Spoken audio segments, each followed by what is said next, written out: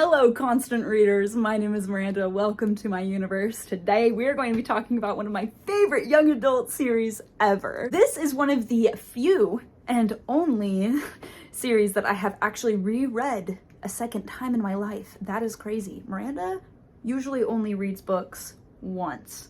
One and done. You know what I'm saying? But this series actually has a new book coming out, I believe.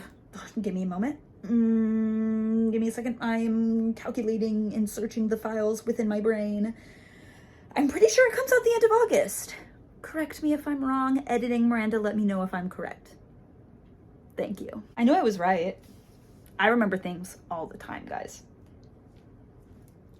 But alas, I digress. The Inheritance Games by Jennifer Lynn Barnes. I will be talking about the first 3 books in this video, and this review will be spoiler free up until a certain point. Once I feel like I should spoil, I will give you a warning, so feel free to watch as much as you would like to. The Inheritance Games is a young adult mystery romance series that follows around our main character, Avery Grams. Avery is a pretty ordinary girl. Her mother had passed away the previous year, and so now she is living with her older sister. And she and her father have a very estranged relationship. She doesn't really like her father a lot, and so she doesn't really get to see him very often. She is 17 years old when she is mysteriously called to the reading of Tobias Hawthorne's will, a very wealthy man who lives in Texas who Avery doesn't know at all. So she goes to the reading of the will, and upon being there, she realizes that she has inherited billions upon billions of dollars, as well as all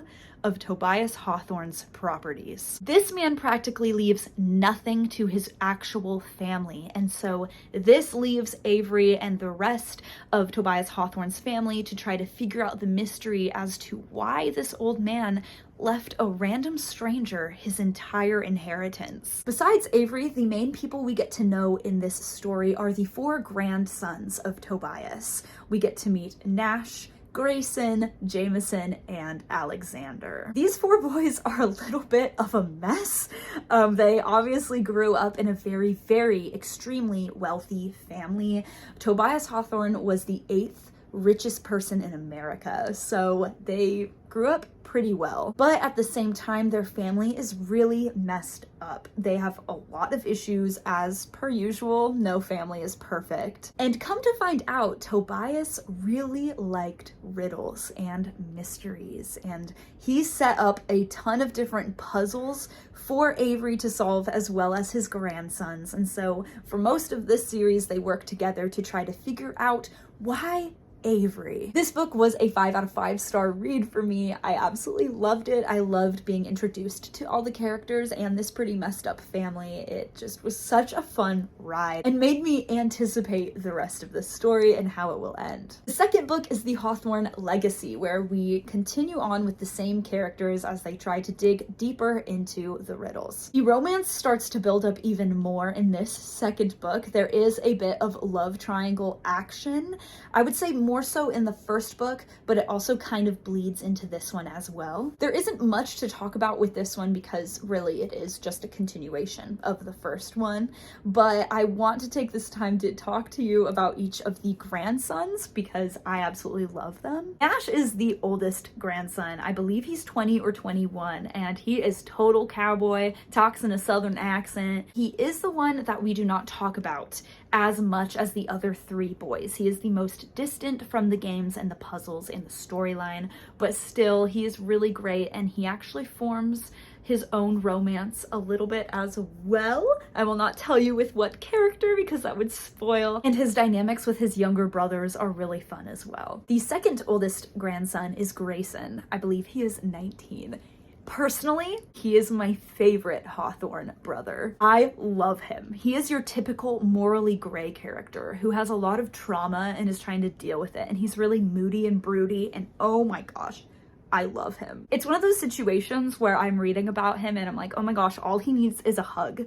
Like, Avery, give him a dang hug. We do not get to know him as much as one specific brother, which I will talk about next. Hey guys, editing Miranda here. Listen, there was something very imperative about Grayson's character that I failed to mention when recording this video. Grayson is the heir apparent, which basically means that he was expected to be the grandson that receives all of Tobias's inheritance. He grew up with his whole entire family telling him that he was the favorite and that he was going to have to handle all of these things when he was older and when his grandfather passed away. So he literally grew up from the second he was birthed.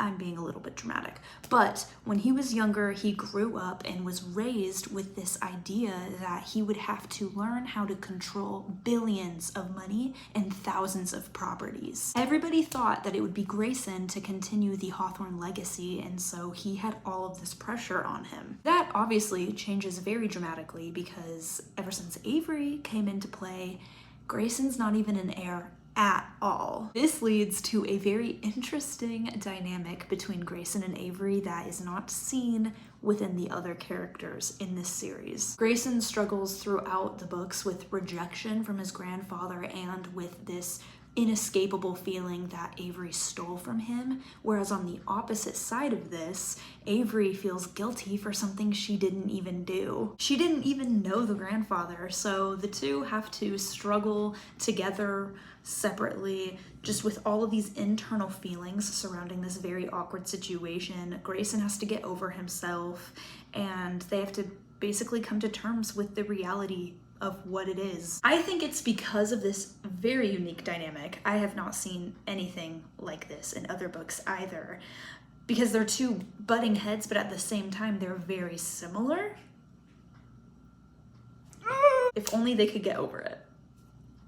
That's not how life works, though. This is why Grayson is my favorite grandson. Now, granted, he is a 19-year-old boy, so he does make a lot of stupid decisions and say a lot of stupid things, but for the most part, he's very well developed and he has a lot of depth that I think the other characters lack. Not even to mention all of the pressure that his family still has him under, and because he grew up thinking that he would be the heir, he kind of took on the role as the older son, even though he's literally not the oldest son. So yes, there is more of an explanation as to why I really love Grayson. I just think that there is a lot more to him that doesn't meet the eye. And though all of the other characters are the same way, they each have layers. They each are their own ogre. Grayson's is the one that we mainly focus on, and he's definitely the more emotional brother as well, which I think makes him way more real and way more relatable. The second youngest grandson is Jameson, and he is 18 years old. Jameson is the one we get to know the most. His coping skill with, the death of his grandfather and trying to figure out all the puzzles and everything that his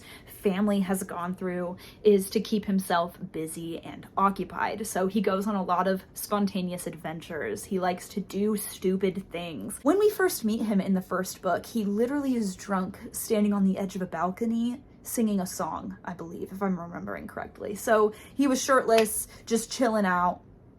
Yep, that's Jameson for you. And then the youngest Hawthorne brother is Alexander, but they call him Xander. Xander is tied, in my opinion, for my favorite Hawthorne brother. He is the youngest one. I believe he's either 16 or 17, but he is a ball of joy. This guy is Avery's best friend. They get very close throughout the series, and he's just so fun, and he is a genius. He is definitely the smartest out of all the Hawthorne brothers, even though all of them are very smart in their own ways. But Xander likes to build things, so he gets his hands dirty. He likes to build random robots, machines. He also is very smart mathematically, and he does a lot of exploring. He's very similar to Jameson in that way, very adventurous, ready and down to do anything. Because the first book set that foundation of who these characters are, this second book is able to build upon that and further develop the character dynamics. I absolutely loved it. You get to know even more about these characters and get closer to them, and the different relationships start to form within this one as well, and I loved it, ate it up. 5 out of 5 stars once again. This third book, The Final Gambit. Now, this one definitely feels like an ending. I truly think that The Inheritance Games is a trilogy, and I believe that the last book coming out is, I don't know if it's a prequel or if it is after this series, but it does feel very separate from it because this ending is an ending. We actually dive even further into the Hawthorne history. Who are the people in the Hawthorne family that were either estranged or pushed away for specific reasons? We dig up a lot of dirt on Tobias Hawthorne. You find out a lot of dark secrets about him that he tried to keep hidden.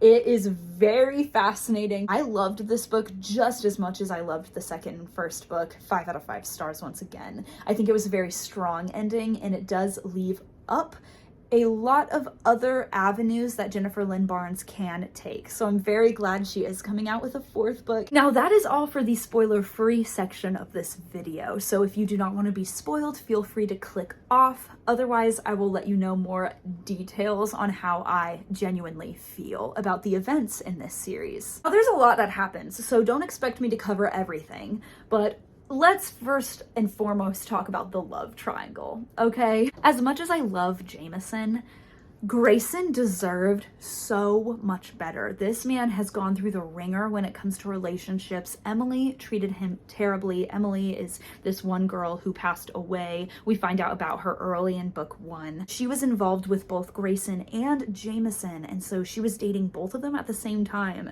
And when they found out about it, Jameson left. He dipped. He said, nah, my boy Grayson can have you, because why the heck would I want somebody who has split loyalties? So Grayson stays with her for a little bit, even though I'm pretty sure he was going through a lot of mental torment. Obviously, this man is suffering a lot throughout this series. He was actually there when Emily died, and he blames it on himself. However, the funny thing is, Jameson was actually there too, but he never ended up telling Grayson that he saw Emily's death, and so he witnessed it. And so we have both brothers who kind of blame themselves for this girl's death, even though really her choices led up to her demise. It had nothing to do with them. So there's a lot of emotional torment going on, right? Well, I personally love Grayson. Get this man into therapy and I will have him. I want to marry him. He deserves so much better. I can give him better, you know what I mean? And he's very emotional, and he's going through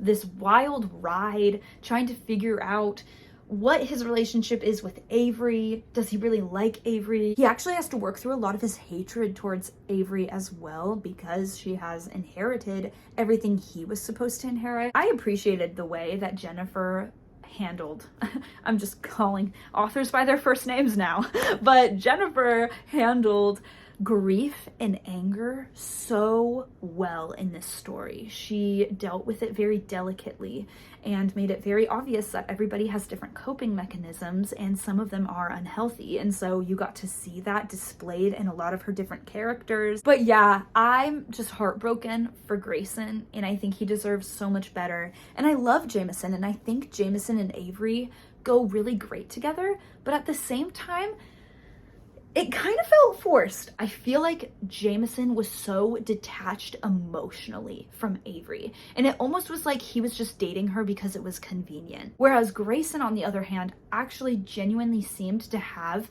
emotional connections with Avery. I know that she opened up a lot to Jameson as well, but her and Grayson just seemed to have so much of a deeper relationship built on those emotions. But besides all that, everything that had to do with Toby, holy freaking crap. The way that Toby was somebody who Avery actually had a friendship with prior to inheriting billions of dollars blew my mind. Jennifer thought super hard about this story and what she wanted to happen, and she made a ton of different connections. I loved it. I thought she did a wonderful job, and this is why this series is one of my favorites. It's also a very easy series to read, in my opinion. I actually read all 3 of these when I was healing from my wisdom teeth operation, so I was reading about a book a day. If you've watched this far, I would assume that you have already read this series.